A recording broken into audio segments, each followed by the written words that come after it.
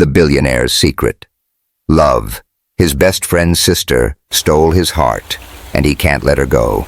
Seattle's rain doesn't mess around.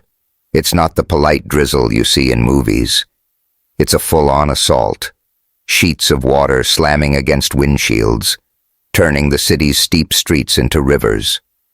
On this particular night, October 17th, 2025, I'm behind the wheel of my Tesla Model S, wipers swiping furiously, headlights cutting through the dark. The radio's humming some old Snow Patrol tune, chasing cars, I think, and the heat's cranked up just enough to keep the chill at bay. Next to me, in the passenger seat, is Liv Harper. Liv, my best friend's little sister. She's soaked. Her dark hair sticks to her cheeks in wet strands, and tiny raindrops cling to her eyelashes, like stars caught in a storm. She's clutching her jacket tight around her, shivering a little, but her eyes, those hazel eyes that crinkle just like her brother Ryan's when she smiles, are locked on me. We've been quiet for a while, the kind of silence that's loud with things unsaid. I can feel it building, this pressure between us, like the air right before thunder cracks. I've been avoiding you, Liv, I finally say, my voice rougher than I mean it to be. I keep my eyes on the road, hands gripping the wheel too tight. And I hate myself for it. She doesn't answer right away.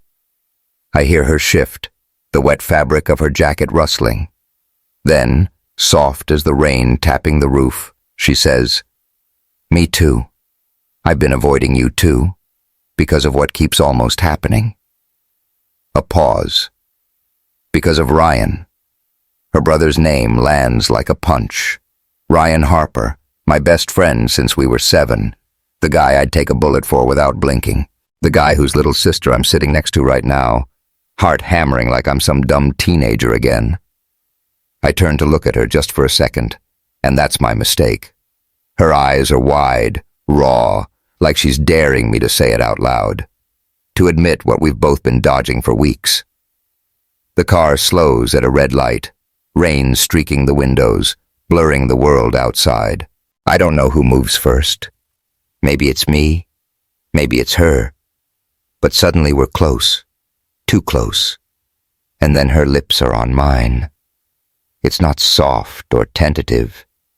It's desperate, hungry, like we've been holding this back for years and the dam just broke. Her hands find my face, cold and trembling, and I pull her in, tasting rain and coffee and something sweeter I can't name. The world narrows to just this, just us, until the honk of a car behind us snaps us apart. We're breathing hard, foreheads almost touching, the air between us electric. "Ethan," she whispers, my name sounding different on her lips, like it belongs there. I want to say something, anything, but all I can do is stare at her, chest tight with a mix of joy and dread, because I know, we know, this changes everything. There's no going back from this. "Shit," I mutter, running a hand through my hair as the light turns green. "What the hell are we doing?" Liv laughs, a shaky little sound, and wipes at her eyes. Tears or rain, I can't tell. I don't know, but I don't want to stop. Neither do I. And that's the problem. Let me back up. I'm Ethan Carter, 35 years old, CEO of Next Wave AI, a tech company I built from scratch here in Seattle. We make software that predicts consumer trends. Boring to explain, but it's landed me a corner office downtown, a penthouse overlooking Elliott Bay, and a net worth that makes my accountant grin. People call me the guy who's got it all figured out. Work hard, stay focused, don't let feelings screw you up. That's been my playbook since I was a kid, hustling lemonade stands in Tacoma. It's how I turned a broke college grad into a name people know in this city. But none of that prepared me for Liv, or for what I'd risk to keep her. Ryan and I go way back. back to scraped knees and backyard forts in a working-class neighborhood south of Seattle.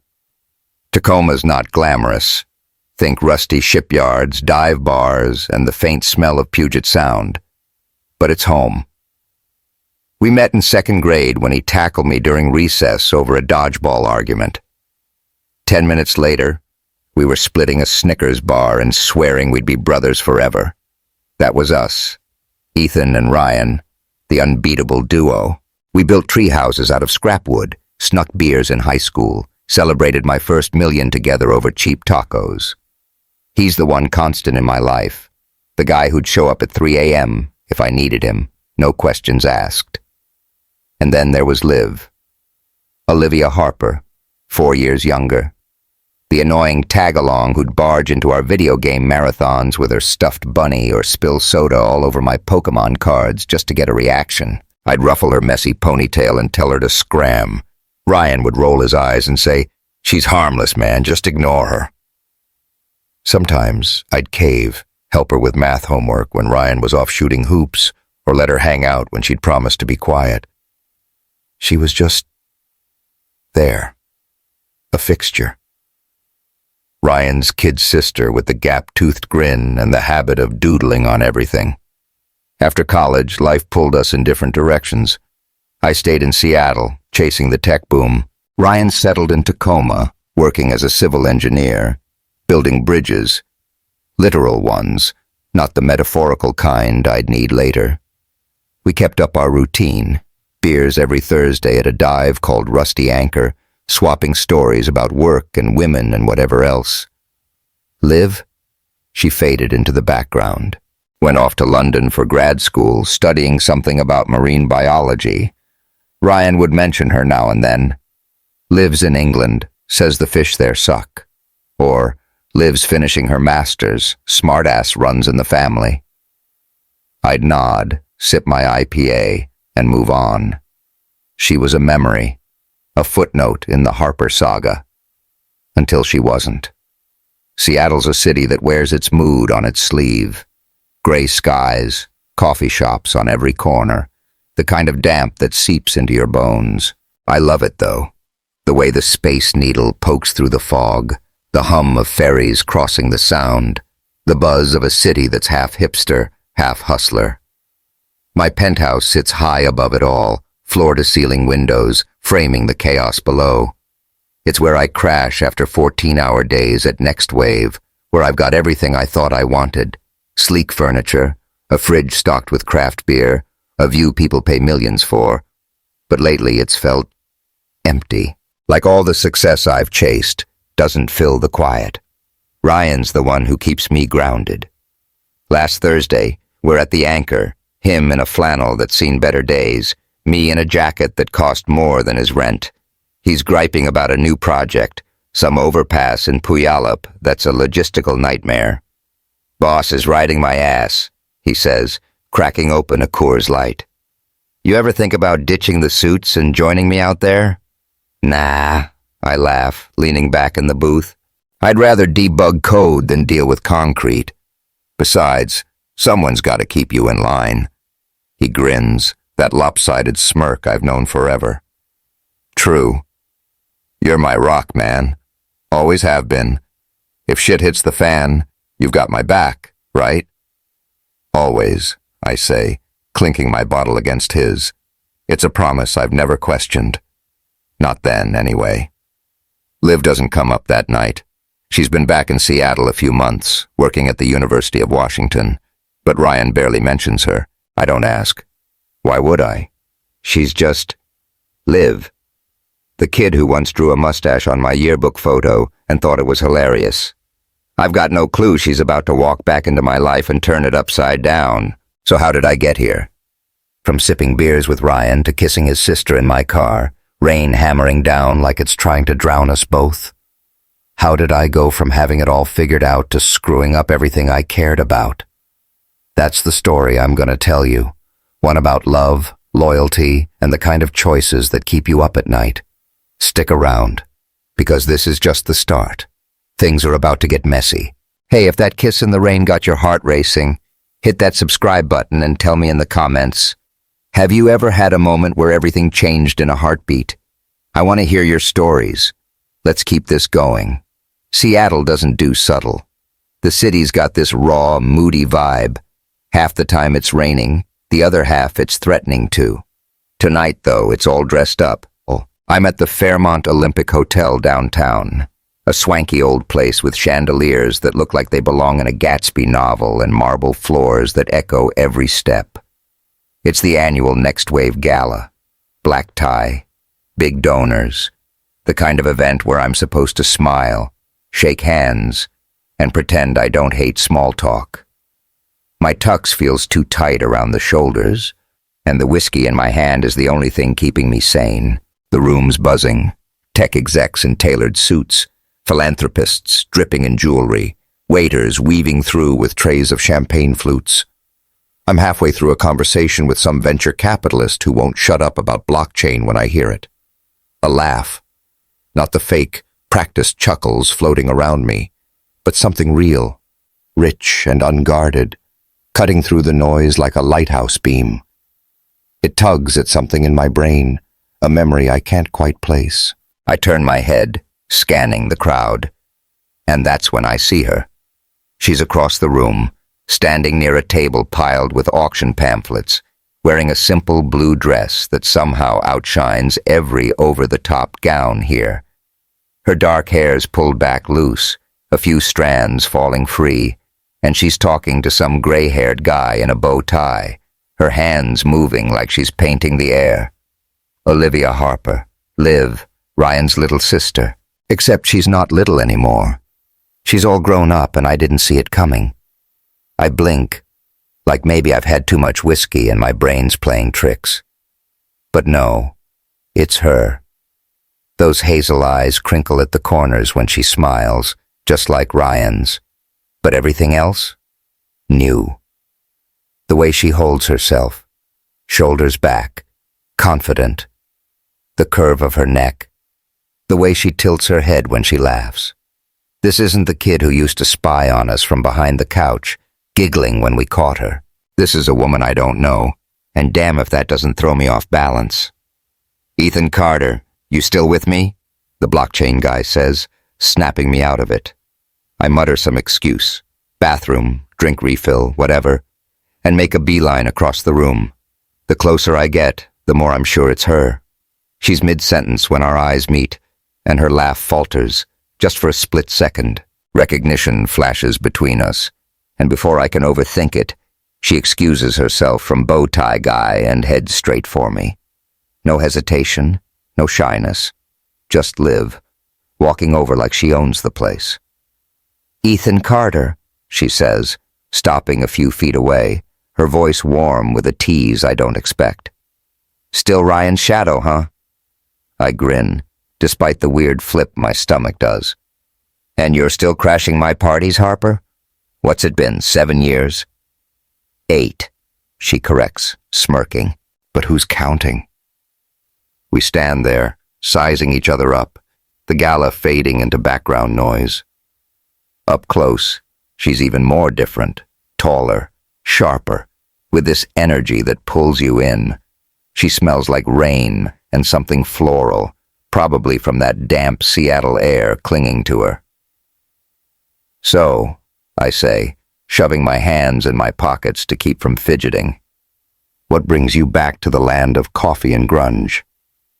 Work, she says, leaning against the table behind her. Got a gig at UW, researching seaweed of all things. Turns out it might save the planet. You? Same old, I shrug. Running Next Wave, trying not to drown in meetings. You know, the glamorous life. She laughs again, that sound that hooked me from across the room, and I'm done for. We fall into talking, easy, like we've done this 100 times. She tells me about London, how the fish and chips were overhyped, how she missed the coffee here. I tell her about the time I almost tanked a pitch because I spilled coffee on my laptop mid-meeting. She remembers the summer she tried baking cookies at Ryan's place and nearly set the kitchen on fire. Ryan had to douse it with a fire extinguisher while I laughed my ass off from the couch. God, you guys were such jerks, she says, shaking her head. I was what, 12? And you wouldn't even taste them. They were charcoal, Liv, I shoot back. I wasn't risking my life for your ego. She punches my arm, light, playful, and I catch myself staring at her too long. The way her eyes light up when she talks about her research, how her hands move like they're sketching out her thoughts. I'm not supposed to notice this stuff. She's Ryan's sister, off limits, always has been. But the rule book I've lived by feels blurry tonight. That's when Liv Harper shows up. Ryan and Liv's mom, a retired nurse with a no-nonsense vibe, rolls in like she owns the joint. She's in a black dress that's more practical than flashy, her gray-streaked hair pulled into a tight bun. She's here for the charity angle, something about cancer research, close to her heart since her sister passed a few years back. She spots us mid-laugh and heads over, her sharp eyes flicking between me and Liv. Well, look at this, Diane says, her voice dry but warm. Ethan Carter and my Olivia, thick as thieves. What's the occasion? Just catching up, Mom, Liv says, rolling her eyes but smiling. Ethan's pretending he's not a big shot now. Never was, I say, tipping my glass at Diane. How's Tacoma treating you? Same as always. Too quiet without these two stirring up trouble, she replies, nodding at Liv. You keeping Ryan in line, Ethan? Trying, I say. And there's that pang again, Ryan. The guy who'd kill me if he knew how my pulse is racing right now. Diane doesn't seem to notice, though. She just pats my shoulder and moves off to schmooze some donor, leaving me and Liv alone again. We talk for hours. Hours. I don't check my phone, don't glance at the clock. None of the usual escape moves I pull at these things. She tells me about her seaweed project, how it could cut carbon emissions. I tell her about the AI we're building that predicts shopping habits down to the last click. She's read Dune 3 times. I admit I've watched every Marvel movie twice. It's effortless, like we're picking up where we left off, except we never had a where to begin with. At some point, my phone buzzes. A text from Chloe, Ryan's new girlfriend. Ryan says you're slammed with work. How are you at the gala? I freeze, thumb hovering over the screen. Liv's watching me, her smile fading a little.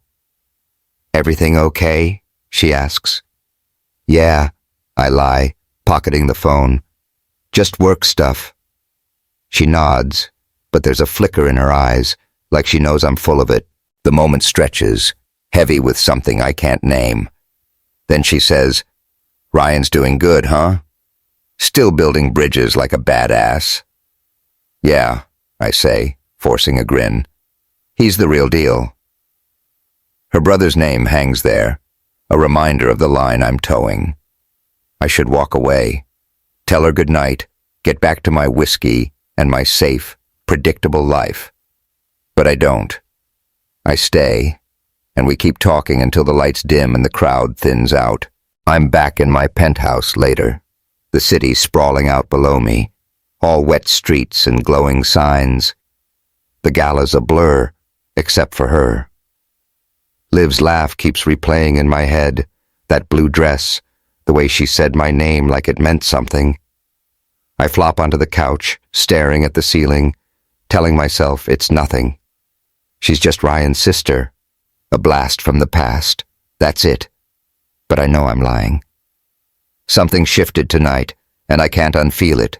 I've spent my life building walls, work, success, control, and she's already poking holes in them without even trying. What the hell am I supposed to do with that? Seattle's got this way of sneaking up on you.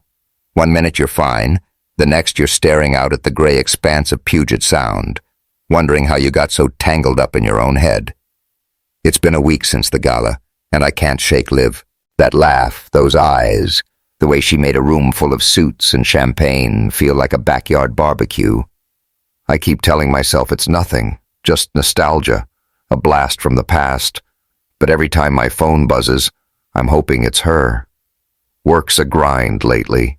Next Wave's pushing a new AI rollout, and I'm drowning in code reviews and investor calls, My office downtown's all glass and steel, a view of the Sound that'd make most people jealous, but I barely notice it. I'm pacing by the window one afternoon, sipping a lukewarm espresso, when I get a text from Ryan. "Hoops this weekend? You've been MIA, man." Guilt twists my gut. He's right.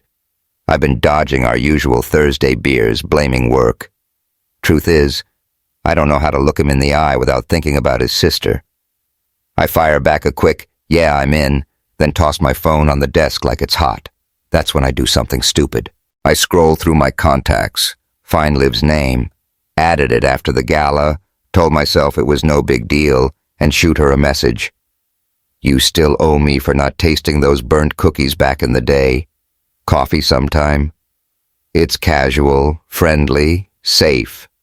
At least that's what I tell myself. She replies 5 minutes later. "Only if you say my cookies were a masterpiece. Meet me at Gasworks tomorrow, 3 p.m. I grin like an idiot, then catch myself. What am I doing? Gasworks Park is one of those Seattle spots that's equal parts gritty and gorgeous. Old industrial pipes jutting out of the grass, the Sound lapping at the shore, the city skyline hazy in the distance. It's Saturday, overcast but dry for once, and I spot Liv on a bench near the water, sketchbook in her lap, pencil scratching away. She's in a green hoodie and jeans, hair tied back messy, totally oblivious to the joggers and dog walkers around her. I've got a coffee in each hand, black for me, some oat milk latte thing for her, because she mentioned once she's kinda bougie about it now. "Hey, Picasso," I call out, walking up. She looks up, smirking, and tucks the pencil behind her ear. "Hey, tech bro," she shoots back, closing her sketchbook. "You actually showed." "Had to. My reputation's on the line after you slandered my cookie judging skills." I hand her the latte, and she takes it, our fingers brushing for half a second. It's nothing, just a dumb accident. But my pulse kicks up like I've run a mile. She doesn't seem to notice, or maybe she's better at hiding it. We sit, sipping coffee, watching the waves. She shows me her sketch, a rough outline of the park's rusted towers against the water. "It's crap," she says, scrunching her nose. "I'm rusty." "Looks like a potato to me," I tease, and she laughs, elbowing me. "You're the worst. I should have drawn you instead. Capture that big head of yours." "Go for it," I say, leaning back, arms spread like I'm posing. "Immortalize me." She rolls her eyes but flips to a new page, starting to sketch. We're quiet for a bit, just the sound of her pencil and the distant hum of a ferry horn. It's easy being with her. Too easy. "You always liked drawing," I say after a while. "Remember that time you doodled all over Ryan's algebra book? He was pissed." "Yeah, because you ratted me out," she says, not looking up. "But you helped me with the homework after." "Kinda cool of you, actually." "Had to," I shrug. "Couldn't let you flunk and ruin the Harper name." She smiles, soft, and I catch myself staring again.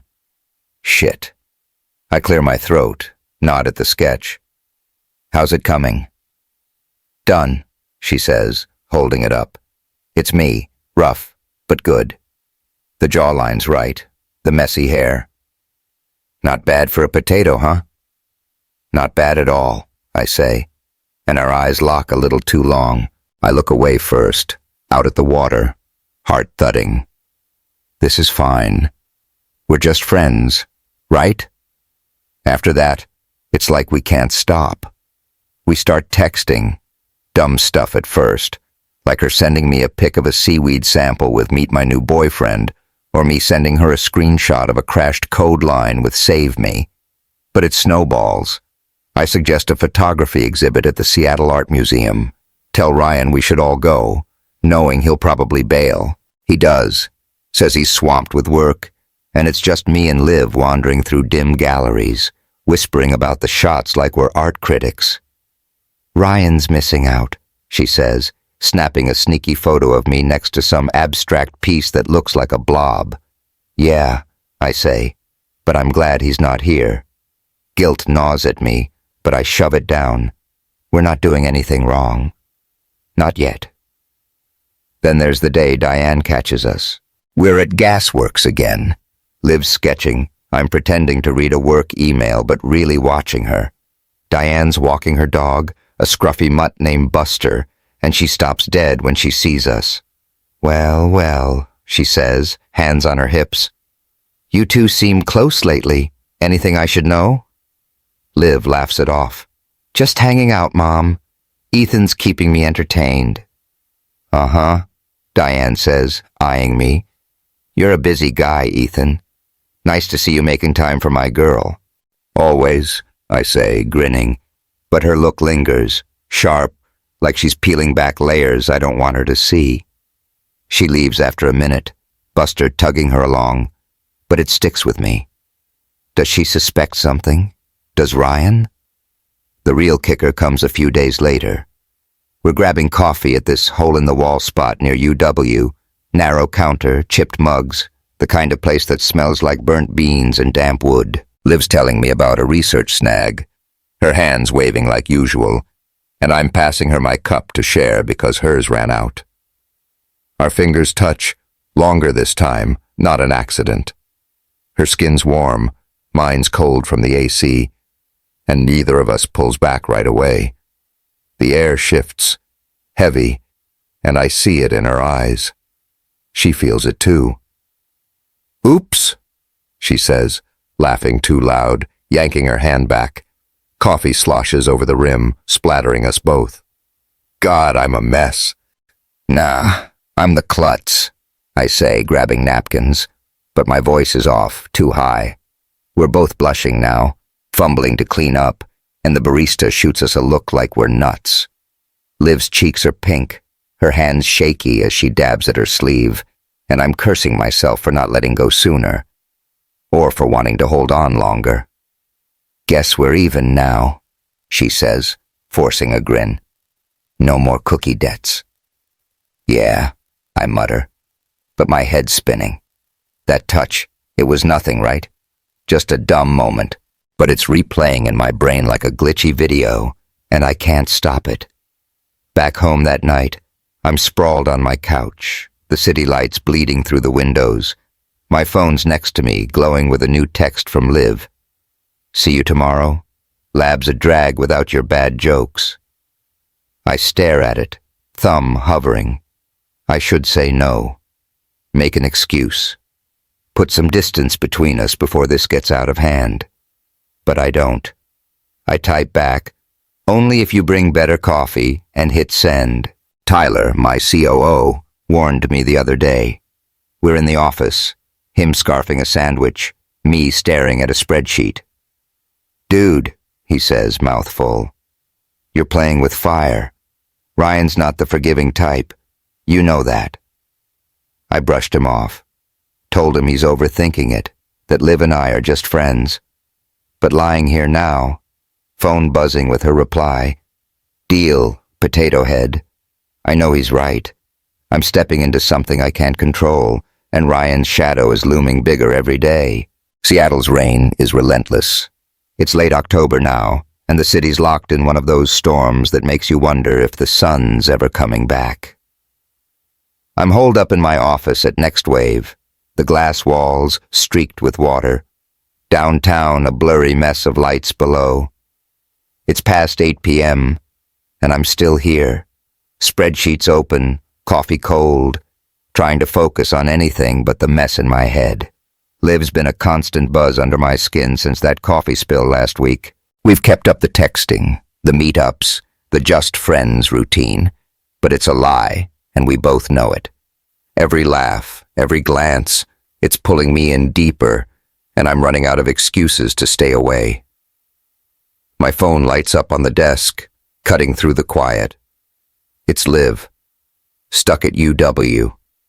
Ride bailed, and this rain's brutal. Can you come get me? I wouldn't ask, but... 3 dots blink, then stop. I'm out of my chair before I can think, grabbing my keys, texting back. On my way. Work can wait. Investors can wait. Ryan, can wait. I'm in my Tesla 5 minutes later, wipers slapping, heart pounding like I'm racing more than just the storm. The University of Washington's campus is a maze of old brick and wet leaves when I pull up. Liv's under the awning of the biology building, arms wrapped around herself, hoodie soaked through. She spots me and jogs over, sliding into the passenger seat with a shiver. "God, you're a lifesaver," she says, teeth chattering. "I owe you big time." "Added to the cookie debt," I say, cranking the heat. She laughs, shaky, and brushes wet hair out of her face. Raindrops cling to her lashes, catching the glow from the dashboard, tiny stars in the dark. The radio's low, some Snow Patrol song I vaguely know, and the air's thick with that damp, earthy smell of a Seattle downpour. We're quiet for a minute, just the hum of the engine and the rain hammering the roof. "Thanks for this," she says eventually, softer. "I didn't want to bug Ryan. He's got enough on his plate." "Yeah," I mutter, eyes on the road. "Ryan." The name's a splinter I can't pull out. "No big deal." She shifts, tugging off her wet jacket, and I catch a glimpse of her, green sweater clinging to her shoulders, the curve of her collarbone. I grip the wheel tighter, telling myself to focus, drive, get her home. That's it. But the silence stretches, heavy, and I can feel her looking at me. "You okay?" she asks. "You've been weird lately." I swallow, throat dry despite the espresso I downed earlier. Define weird. "I don't know," she says, hesitant. "Quiet, distant, like you're avoiding me." There it is. The truth, laid bare. I pull onto a side street near Capitol Hill, the rain a steady roar, and let out a breath I didn't know I was holding. I have been, I admit, staring straight ahead, avoiding you, and I hate it. She's still, like she's processing. Then quiet as a whisper, she says, "Me too. I've been avoiding you too, because of what keeps almost happening." A beat. Because of Ryan. Her voice cracks on his name, and it's like a dam breaks. I turn to her, and she's looking at me, eyes wide, unguarded, scared but sure. The streetlight cuts through the rain, painting shadows across her face, and I'm done pretending. "Liv," I say, voice rough, "I don't know what to do. I've never felt this way about anyone, and it had to be you. Ryan's sister." She doesn't flinch. "Do you wish it wasn't me?" The question hangs there, raw and real. I shake my head, slow. "No. I wish it wasn't this, the situation. But you, not for a second." Her hand finds mine across the console, warm, steady, like an anchor. "I've tried not to feel this," she says, voice trembling. "Tried to be smart, responsible. Ryan's given up so much for me. College, dreams, everything after Dad left. But I'm tired of fighting it. I don't know who moves first. Maybe it's her, maybe it's me. Doesn't matter. 1 second we're staring, the next our lips crash together. It's not gentle. It's messy, desperate, like we've been holding this back too long, and it's spilling out all at once. Her hands slide to my face, cold and shaking, and I pull her closer, tasting rain and salt and her. The world shrinks. Rain, radio, Seattle, all gone. It's just us, this moment, every wall I've built crumbling in her grip. A car horn blares behind us. I must have slowed too much. And we break apart, breathless, foreheads pressed together. Her laugh's shaky, mine's a mess, and we're both half-dazed. "Ethan," she whispers, fingers brushing my jaw. "What are we doing?" "I don't know," I say, chest tight, "but I don't want to stop." "Me neither," she says, and it's a confession and a curse rolled into one. We don't talk much after that. I drive her to her place, a little apartment in Capitol Hill with ivy crawling up the brick, and the silence is loud, loaded. She grabs her jacket, pauses with her hand on the door. It's real, right? She asks, voice small. Not just some stupid fling. It's real, I say, meeting her eyes. Too real. She nods, like that's enough for now, and slips out into the rain. I watch her go, the door clicking shut behind her, and sit there a minute, knuckles white on the wheel. My phone buzzes. Ryan. Need to talk. Tomorrow. My place. My stomach drops. Did he hear something? Chloe, his girlfriend, called him during the storm. Did she catch Liv's voice over the line, or is it just coincidence? Either way, it's a gut punch. I've crossed a line tonight, and there's no uncrossing it. I drive home slow, the city a smear of wet lights. My penthouse feels too big, too quiet when I get there. I flop onto the couch, staring at the ceiling, replaying that kiss, the heat of her lips, the way her hands trembled. It's burned into me now, a mark I can't erase. But Ryan's text sits there like a loaded gun. He's my best friend, 20 years of trust, of having each other's backs, and I just lit a match to it all. For her, for Liv. Earlier that day, before the storm hit, I tried to keep things normal. Met Tyler for lunch at a deli near the office. Greasy pastrami sandwiches, fries piled high. He's mid-bite when he says, "You're still hanging with Liv, huh?" "Yeah," I say, picking at a fry. "What's it to you?" He wipes mustard off his chin, gives me a look. "Just saying, man. Ryan's not blind. You're not exactly subtle. What happens when he figures it out?" "He won't," I snap, sharper than I mean to. "There's nothing to figure out." Tyler snorts. "Keep telling yourself that. But when shit hits the fan, don't say I didn't warn you." I brushed him off then, laughed it away. But now, sprawled on my couch, rain drumming the windows, his words echo. Shit's already hitting the fan. I just don't know how bad it'll get. Liv and I were in deep now, and Ryan's waiting on the other side. Tomorrow's gonna hurt, one way or another. The next day dawns gray and heavy, like Seattle's holding its breath. I barely slept, kept replaying that kiss in the rain, Liv's trembling hands, Ryan's text burning a hole in my phone. Need to talk. Tomorrow. My place. It's Saturday, and I'm driving south to Tacoma. The I-5 a blur of wet asphalt and taillights. My stomach's a knot, palms sweaty on the Tesla's wheel. I face down boardroom sharks, million-dollar deals, but this feels like walking into a buzzsaw blind. Ryan's apartment's in a squat brick building off Pacific Avenue. Nothing fancy, just a working-class spot with peeling paint and a rusty stairwell. I grab a six-pack of Coors Light from the trunk, our usual peace offering, and head up, each step heavier than the last. I've rehearsed this a dozen times in my head. "Hey man, about Liv. It just happened. I'm sorry. None of it sounds right. None of it fixes what I've done." He opens the door before I can knock, and I know I'm screwed. Ryan's face is stone, eyes cold, jaw tight, not a hint of the guy who'd grin and slug my shoulder over a bad joke.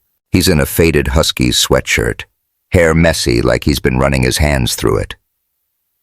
"Come in," he says, voice flat, stepping aside. "No." "Hey, dude. No, good to see you. Just that." I walk in, the six-pack dangling from my hand like a lame shield. The place smells like takeout and stale beer, pizza boxes on the counter, a basketball game muted on the TV. And then I see her. Liv's on the couch, knees pulled up, eyes red and swollen like she's been crying for hours. She looks up at me, and it's a gut punch. Fear, guilt, something I can't read. "Ethan," she says, voice cracking, but Ryan cuts her off. "Sit," he says, pointing at a chair across from the couch. "It's not a request." I set the beer down, sink into the seat, feeling like a kid hauled into the principal's office. He doesn't sit, just stands there, arms crossed, staring me down. The silence is brutal, thicker than the Tacoma fog outside. "How long?" he finally says, voice low, dangerous. "How long have you been lying to my face?" I open my mouth, but nothing comes out. Liv shifts, hugging herself tighter. "Ryan, it's not," she starts, but he holds up a hand, eyes still on me. "Don't," he snaps at her, then back to me. "How long?" "3 months, I say, forcing the words out. They taste like ash. Give or take. 3 months, he repeats, nodding slow like he's carving it into his skull. "And what? You two just, what? Hooking up behind my back? My best friend and my sister?"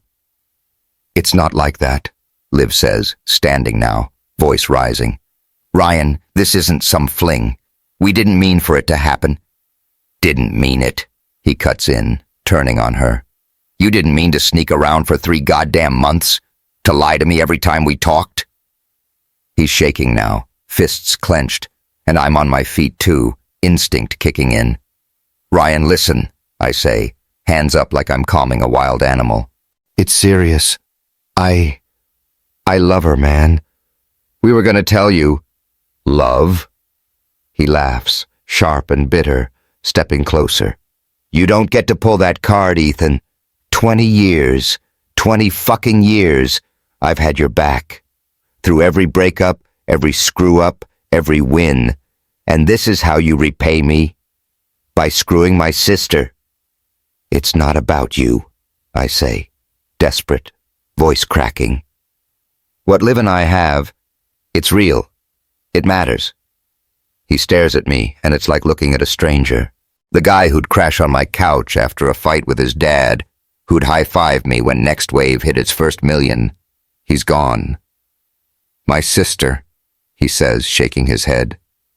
"My best friend and my sister. The 2 people I trusted most in this world." Liv moves toward him, tears streaming now.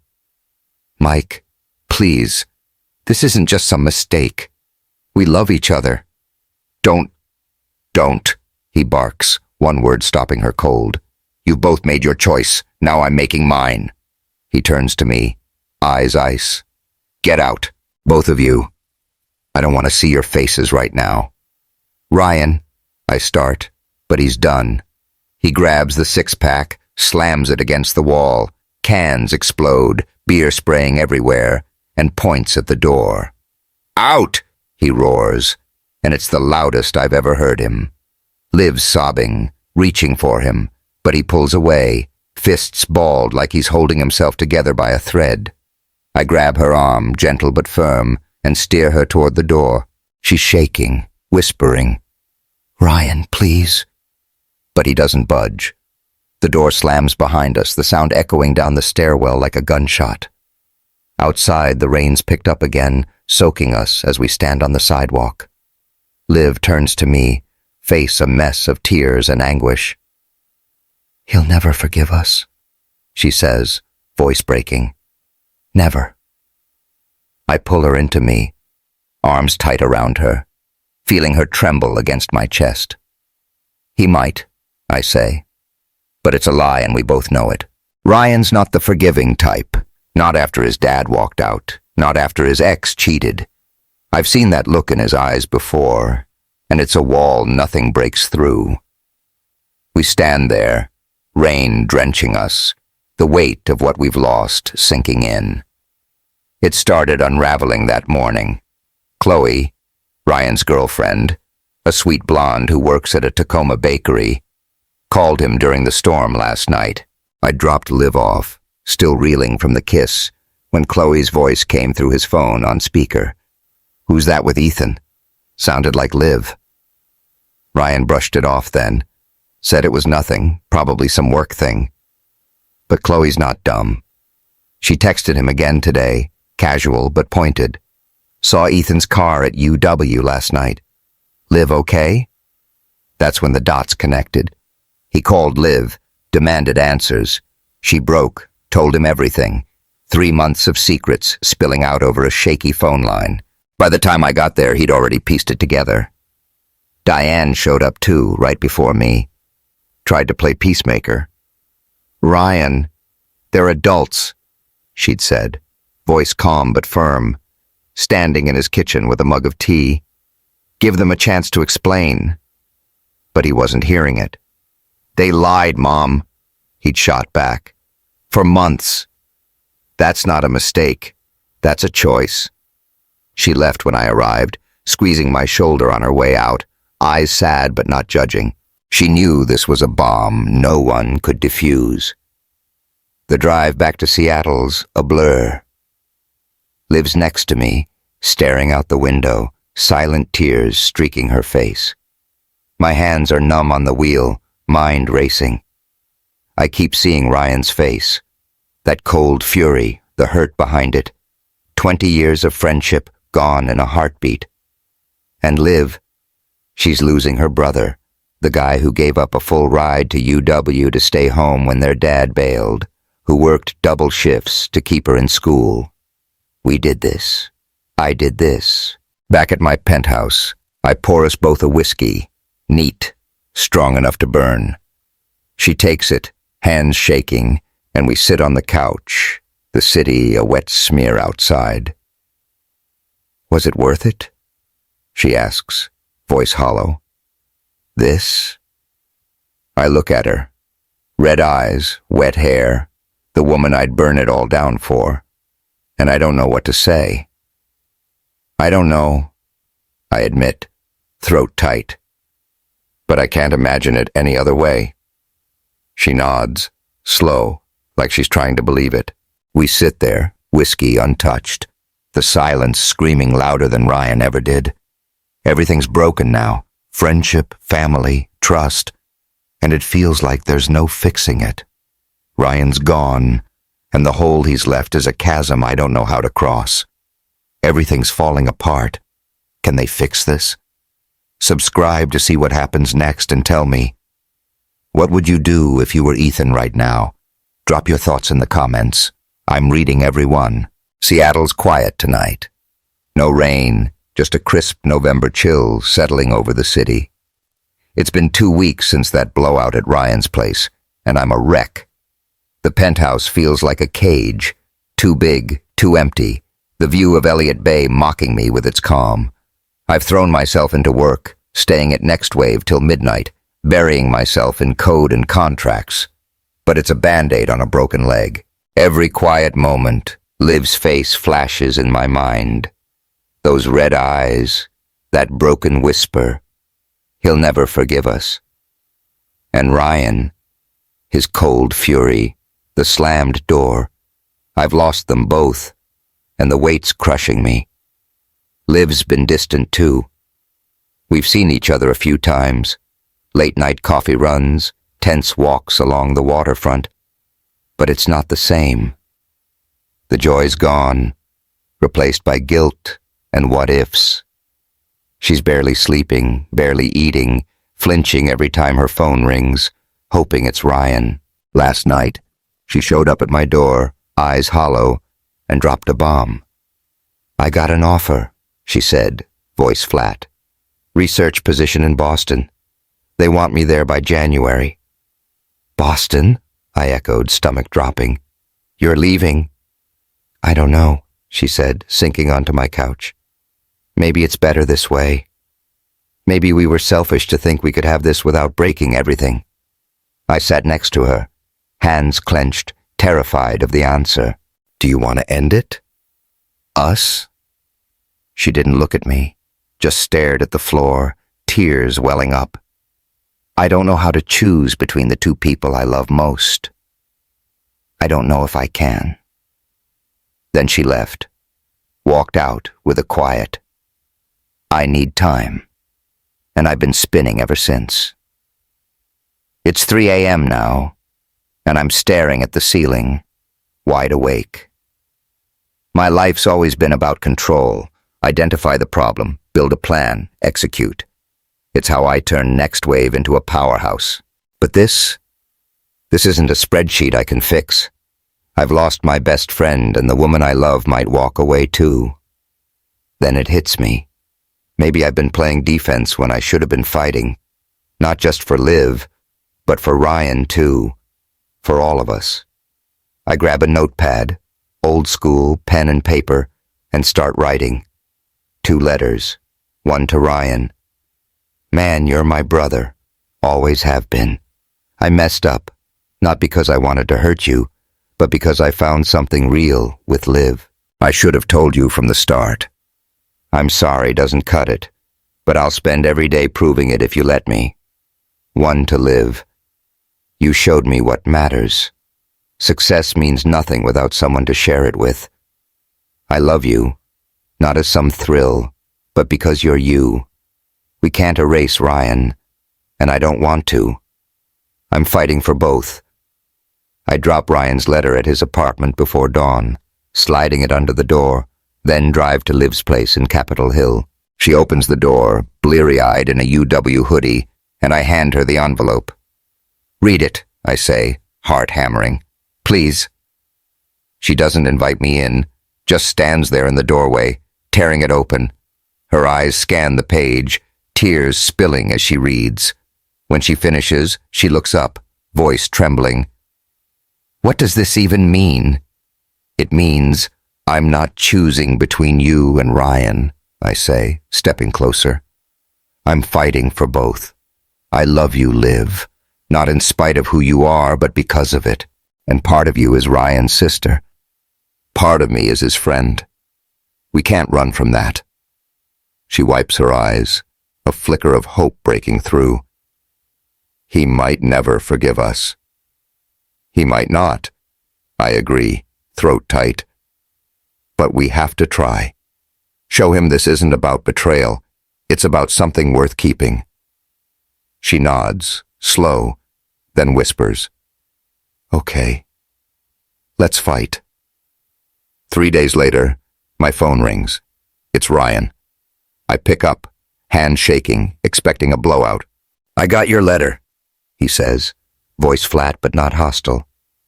And Liv won't stop calling me. I'm still pissed, he adds, pausing. But I miss my best friend. It's not forgiveness, not yet, but it's a crack in the wall. We meet at Rusty Anchor, the old Tacoma dive. Neutral ground, sticky tables, and the hum of a jukebox. It's awkward as hell. He's quiet at first, nursing a Coors Light, staring at the bottle like it's got answers. I let him unload. His anger, his hurt, how he gave up a UW scholarship to stay home for Liv after their dad split. You should have told me, he says, voice low. Day 1. I know, I say. No excuses. I was a coward. He nods, then listens, really listens, as I tell him about Liv.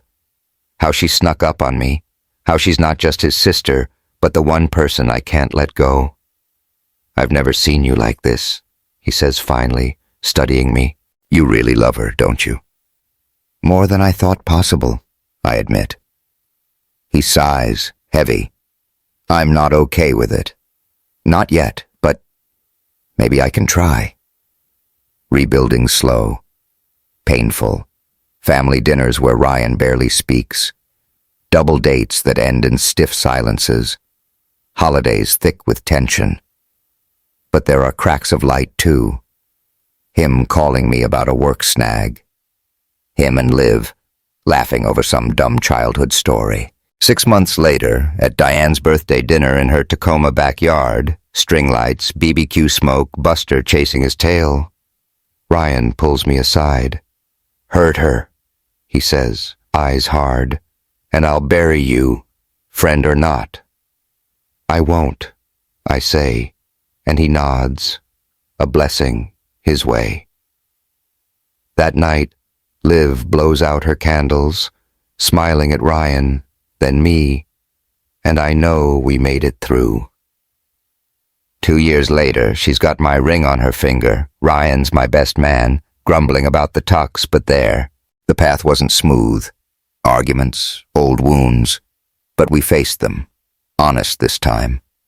Looking back, I regret the hiding, the pain we caused. If I'd been braver, told Ryan from the jump, maybe it wouldn't have shattered so hard. But I don't regret the love.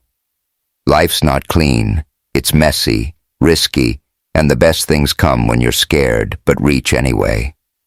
I built a career on calculated moves, but choosing Liv, fighting for her and Ryan, that was a leap. And it's the win that matters most. That's our story. What's yours? Subscribe for more real-life tales and drop a comment. What's the toughest choice you've ever made for love? Let's hear it. I'm all in for your stories.